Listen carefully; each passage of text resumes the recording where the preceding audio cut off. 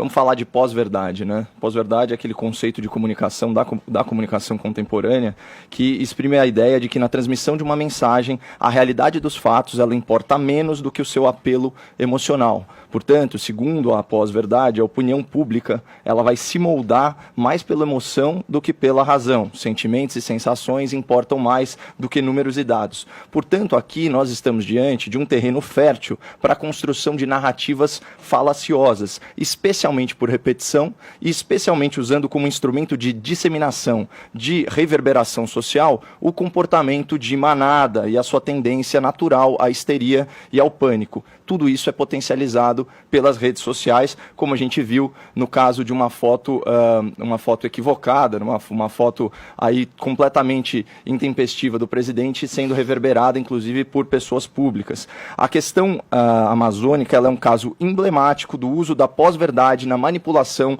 da opinião pública. Eu, pessoalmente, me recuso a atuar aí como uma caixa de ressonância para essa narrativa que quer destruir a reputação do Brasil. Por isso eu separei aqui 10 fatos elementares para baixar um pouco o tom da polêmica. Primeira coisa, a Amazônia ela não era virgem até 2019. Desmatamento e queimadas elas fazem parte da história recente da região.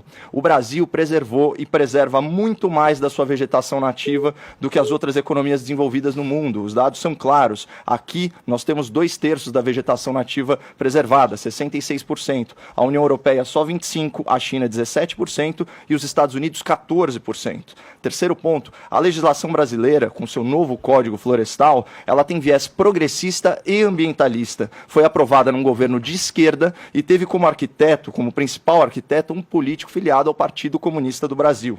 Quarto ponto, o agronegócio brasileiro de alto impacto, aquele para exportação, certo? Ele se caracteriza pelo quê? Pela tecnologia, pela produtividade, pela sustentabilidade. Para ilustrar um pouco o que o Zé Maria já trouxe para a gente, em 10 anos as áreas de pastagem diminuíram 20%, só que a produção de carne cresceu 120%. Na produção de grãos e óleos vegetais, em 3 décadas o ganho de produtividade foi de 2,5 vezes.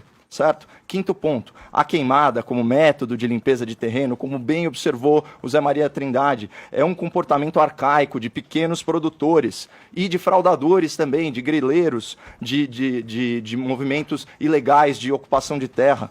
Sexto ponto, queimadas naturais, elas são mais comuns nessa época do ano. Sétimo ponto, as condições climáticas, que são circunstâncias de força maior, são o principal fator para potencializar a queimada. Então, assim... E ainda, esse é um 8º ponto, ainda que essas queimadas elas fossem antropogênicas, ou seja, geradas a partir da ação humana, certamente elas não são coordenadas, elas não são nem estimuladas por políticas públicas do governo federal. Não tem nada a ver.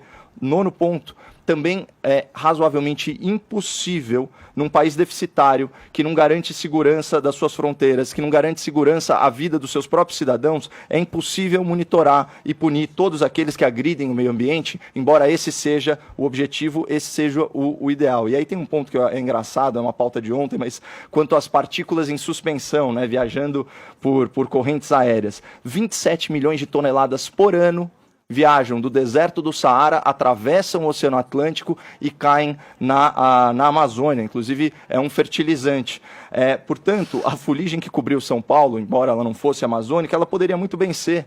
E isso altera a nossa percepção emocional do fato, a percepção emocional em relação ao desmatamento, mas isso não pode alterar a realidade, a análise objetiva dos dados que são aí colocados. O Jorge Pontual, ontem na Globo News, ele relatou o clima de histeria promovido pela grande mídia americana e europeia sobre o tema. E é importante a gente lembrar, o viés dessa mídia progressista é internacionalista. Portanto, eles relativizam a soberania dos países e querem mais poder para organismos internacionais, como a ONU, a União Europeia, o G7 e por aí vai. Então aqui está um outro elemento perigosíssimo nesse caldeirão de narrativa, que é o interesse das grandes potências econômicas em frear o desenvolvimento de nações emergentes, como é o caso do Brasil, praticando o quê? Protecionismo disfarçado. Eles usam usam a narrativa ambientalista de forma hipócrita, de forma cínica, para criar barreiras às exportações brasileiras de produtos agrícolas e de proteína animal, sem falar da parte de minérios. Eles não conseguem competir com a nossa carne, com o nosso leite, com os nossos grãos, e por isso eles usam supostos crimes ambientais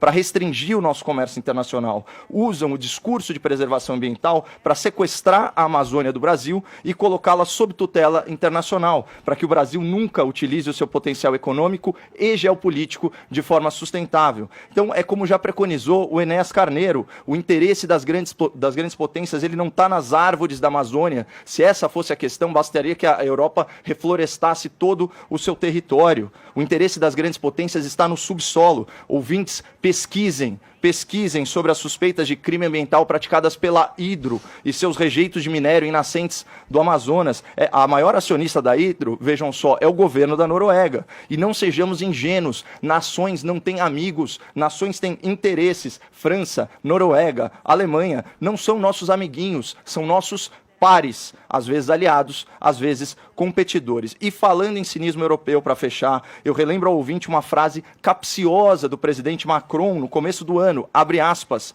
o nacionalismo é o exato oposto do patriotismo, e essa confusão conceitual é proposital. Ele quer que você se sinta patriota abrindo mão da soberania do seu país, abrindo mão das suas riquezas naturais, da sua autonomia econômica. Portanto, a situação que a gente tem é clara. Você tem a mídia internacionalista aliada às grandes potências construindo toda uma narrativa contra o Brasil, a ponto do presidente francês incorrer em fake news. E caberia a quem? Ao jornalismo brasileiro não se prostrar de joelhos para os gringos, né? Não se comportar como um bando de entreguista. Mas o ódio ao presidente, ele é tão grande que a mídia nacional, para enfraquecer o governo, contribui para o estabelecimento dessa narrativa, denunciando um falso terrorismo ambiental. Ou seja, para a gente atingir um governo de 4 anos, nós estamos correndo o risco de perder um patrimônio natural que é nosso há 400 anos. Isso é má fé e burrice.